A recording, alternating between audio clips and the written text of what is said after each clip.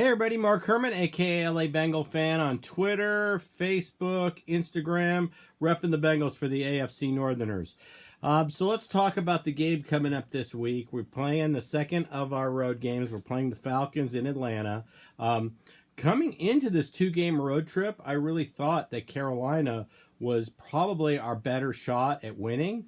But because of the offensive line issues that Carolina was facing, clearly we couldn't handle the Carolina run. And clearly the Carolina offensive line was better than I thought they were, because we got no pass rush at all on Cam. And McCaffrey basically ran wild on us. So definitely underestimated the Carolina Panthers.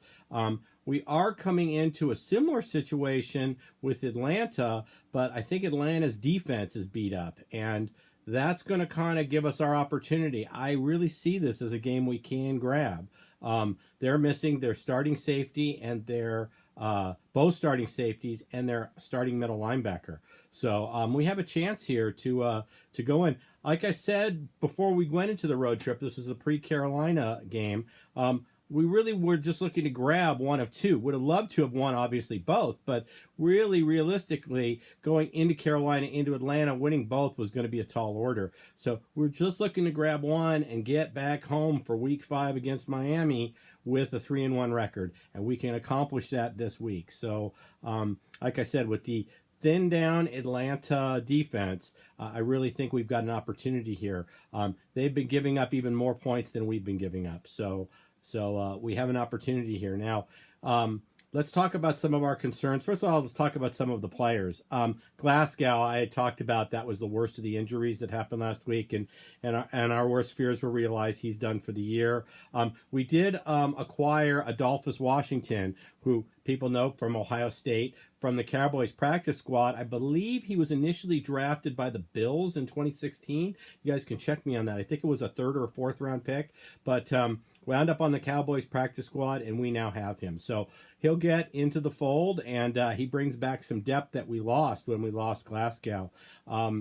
AJ Green sounds like he's fine. I think it was more of a bruise. They keep talking about it being a bone injury, but or a groin injury, but I really think it's more of a hip or bone. If you see the play, he lands right on his lower back and hip, and I think that's what it was. But whatever the case is, he's reported as questionable, but all the reports that I've heard is he's playing this week, which is huge. I think we have a chance. We played terrible last week, especially defensively in Carolina, and we were still in the game. We still could have won the game. John Ross decides to run his route or at least break up the interception. I mean, who knows what happens? And if we have AJ late in the game, I really think we have a shot there too. So Andy still played well. Tip ball off of Josh Malone for one interception. You had John Ross on another one. We had one where he hit a helmet, just unlucky. So Andy did not play poorly. Andy has been playing solid, and I think he continues his play this week.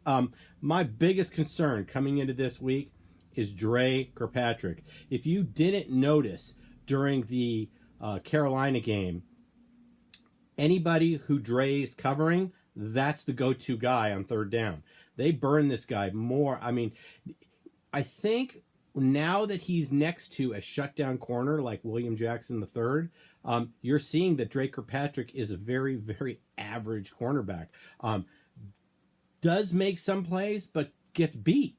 I mean, he just gets beat. It's field awareness. Situational football. You hear me talking about it all the time. I'm going to keep beating the dead horse. Situational football. When it's 3rd down, keep your guy in front of the sticks. Break up the play. Don't let him get behind you. It's just simple fundamentals. And then when he does get his hands on the ball, he never catches the interception. The last meaningful interception I can remember is a Monday night against Peyton Manning in Denver, like 2015, I think was that game, or 2015 or 16 was that game. Might have been 14. So that's the last meaningful interception I remember from Dre. So he needs to play better. And the biggest thing, we need to get pressure on the quarterback.